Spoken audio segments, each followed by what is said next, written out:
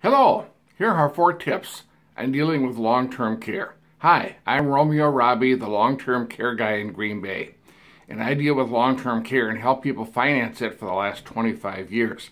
Today I've got 4 tips for you that'll help you. This is for people who don't have long-term care insurance. Long-term care insurance is the cheapest way to handle long-term care, but it requires planning in advance, and you must be healthy enough to get it. That leaves some of us out. So, if you don't have long-term care insurance, here are 4 tips that'll help you in dealing with long-term care. First off, regardless of what you may have heard, do not gift your assets away first.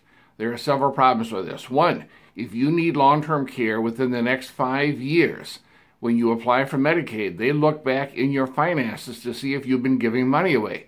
And if you have given money away in the last 5 years, you're going to have a penalty period once you're broke where you will not be able to get Medicaid.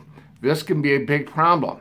The second reason for not giving your money away is that if you are qualified for Medicaid, the facilities you would go to will lose money on your care from day one.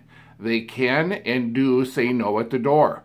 Most assisted living facilities in Green Bay require you to prove that you have 1 or 2 years worth of money to pay the bill for care there before they let you in the door.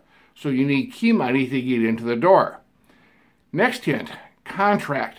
If you decide to hire a neighbor to pay for your care, you can save money. It can be much less expensive than hiring an agency.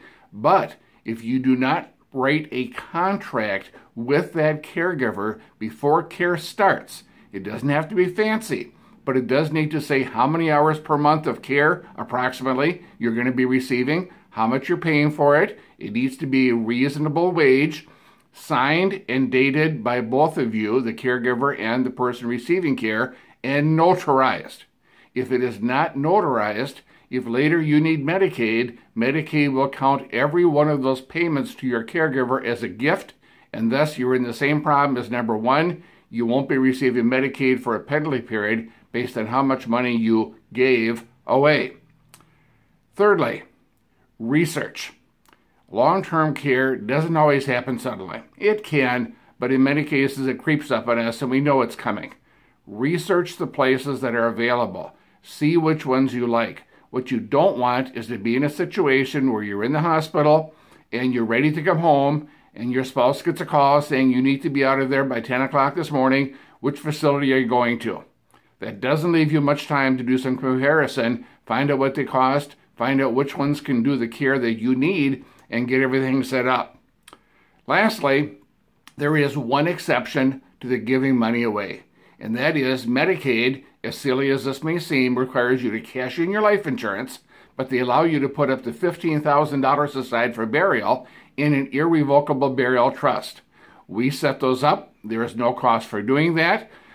We have been helping people for 25 years dealing with long-term care. We can guide you. We can give you help. We can do family meetings in our office quite regularly.